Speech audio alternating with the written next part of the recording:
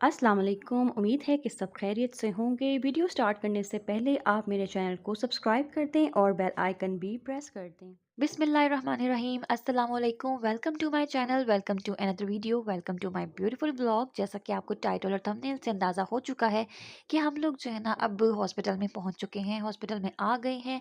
इससे पहले जो भी लास्ट ब्लॉग का जो मेरा लास्ट सीन था ना, वो यही था कि सारी पैकिंग मेरी डन हो चुकी थी और सामान पकड़ के तो हमने बस गाड़ी में बैठ के तो बस यहाँ तक पहुँचना था।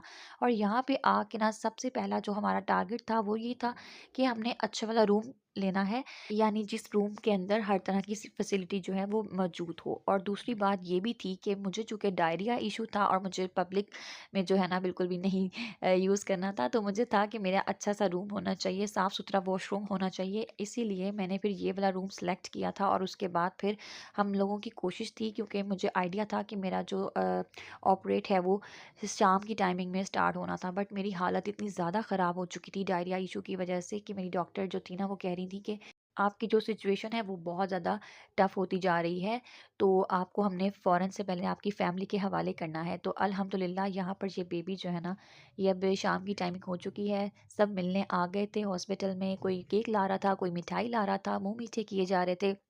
और अल्हम्दुलिल्लाह मेरी भी यहाँ पर जो है ना सिचुएशन काफ़ी हद तक बेहतर हो चुकी थी। बट उसके बाद ये हुआ कि नेक्स्ट डे जब मैं अपने घर आ गई, अम्मी के घर जब यहाँ पर थी, तो अम्मी ने जो है ना बड़ी ही अच्छी मेरी खिदमत करने की कोशिश की। जैसे कि जो दूध के अंदर पिस्ते बादाम का पाउडर जो ऐड करते हैं, चारों मगज़ ऐड होते हैं वो, और साथ ही हल्दी और साथ ही अ यहाँ पर देसी घी भी ऐड किया था, जो कि मुझे बिल्कुल भी हज़म नहीं होता, मुझे अच्छा ही नहीं लगता। अगर मैं पीने की कोशिश भी करती हूँ ना, टेस्ट का भी इश्यू नहीं है, लेकिन बस मेरा स्टमक जो है ना वो एक्सेप्ट नहीं करता। अब यहाँ पर मुझे फिर से डायरिया था ही। मेरी सारी डायरिया की जो मेडिसिन्स है ना, मेरी डॉक्टर ने मुझे दे दी हुई थी, और साथ-साथ में क्या इश्यू हुआ कि जो ऑपरेट के बाद की जो मेडिसिन्स होती हैं ना, उसमें आयरन भी होता है, कैल्शियम भी होता है और हैवी किस्म की जो है ना एंटीबायोटिक्स भी होती हैं। और मुझे ऑलरेडी जो है ना मेरा स्टमक वो ख़राब ही था, डायरिया इशू था। और उसकी वजह से ये हुआ कि आयरन कैल्शियम भी मुझे सूट नहीं करते और मुझे एंटीबायोटिक्स भी, मेरा स्टमक ख़राब हुआ हुआ है और उसके ऊपर भी हैवी मेडिसिन्स मैं खाती जा रही हूँ। तो क्या हो गया, मुझे डबल डायरिया हो गया था एक तरह से अगर देखा जाए तो। वो इतनी ज़्यादा मेरी कंडीशन इतनी हाई ख़राब हो चुकी थी। और ये सेकंड डे था मेरे ऑपरेट का कि मुझे घर आके ड्रिप्स लग गई थी, और ये मुझे तकरीबन 1 वीक मेरे साथ ये ड्रिप्स वाला सेशन जो था वो चलता ही रहा। और उसके बाद फिर ये हुआ कि सुबह शाम जब ड्रिप्स लगती जा रही थी और मेरी हालत बहुत ज़्यादा ख़राब हो गई थी, इतनी ज़्यादा मुझे इशू हो रहा था कि मेरे से ये सामने वॉशरूम है, अभी आप देख रहे हैं, तो वॉशरूम तक यहाँ तक मुझसे जाया नहीं जा रहा था। और डायरिया इशू में ये भी था कि आपका ऑपरेट हुआ हुआ है, तो आप कैसे इतनी जल्दी से फ़ौरन उठ के बैठोगे और जाओगे, भाग-भाग के कैसे जाओगे? वो तो उठा ही नहीं जा रहा होता बिल्कुल भी। जिसका भी सी सेक्शन हुआ है, लेडीज़ जो भी सुन रही हैं मुझे, उनको तो अंदाज़ा होगा ही कि क्या कंडीशन होती है उस टाइम पे, क्या सिचुएशन होती है। बस ये ड्रिप्स थी, भर-भर के मुझे लगाई जा रही थी। हुआ ये था कि एक रात पहले ना जब मैं घर आई और उसके बाद आहिस्ता-आहिस्ता जब वो सारी मेडिसिन्स थी ना, उन्होंने सारा अपना असर दिखाना शुरू किया मेरे स्टमक के ऊपर, और ऑलरेडी जो डायरिया हुआ हुआ था वो बढ़ गया। उसकी डबल डोज़ हो गई एक तरह से।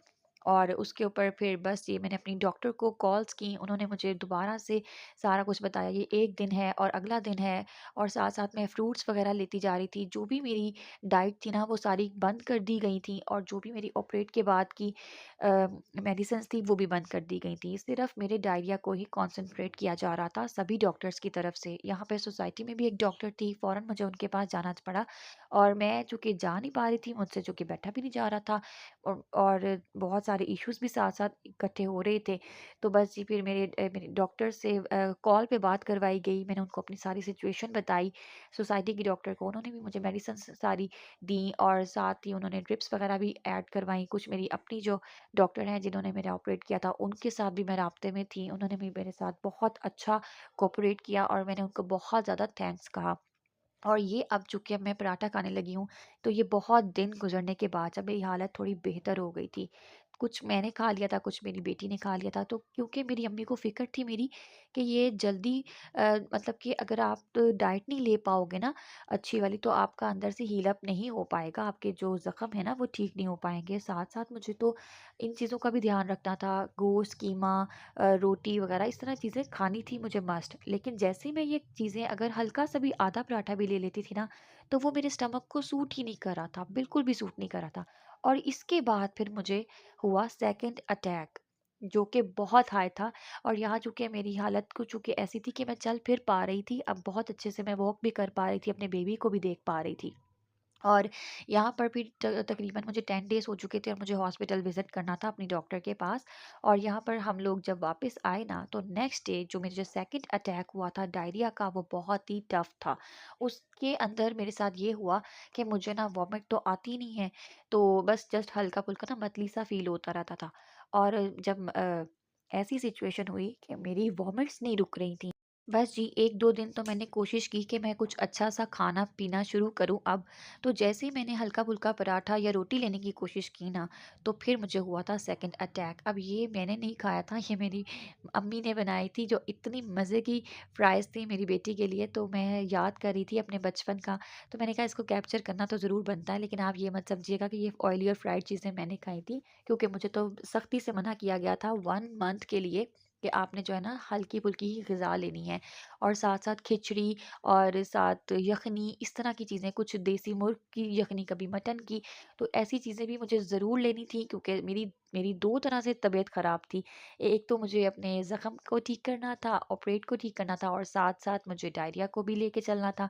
और मेडिसिन्स मेरा खाने का बिल्कुल भी दिल नहीं कर रहा था, क्योंकि मेरा स्टमक जो था ना वो बहुत ज़्यादा, इतना ज़्यादा अपसेट हो चुका था कि स्टमक की वज़ह से सबका दिमाग भी अपसेट कर दिया हुआ था मैंने।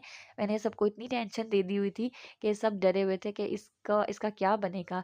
और फिर बस इसको देख के मुझे हिम्मत आती थी। नेक्स्ट ब्लॉग में बातें होंगी। अल्लाह वीडियो को हाफ़िज़। आखिर तक देखने का बहुत शुक्रिया। अगर आपको वीडियो पसंद आई है तो लाइक कर दें और शेयर करें अपने फ्रेंड्स के साथ। कमेंट करना मत भूलें, चैनल को सब्सक्राइब कर दें और बेल आइकन भी प्रेस कर दें। शुक्रिया।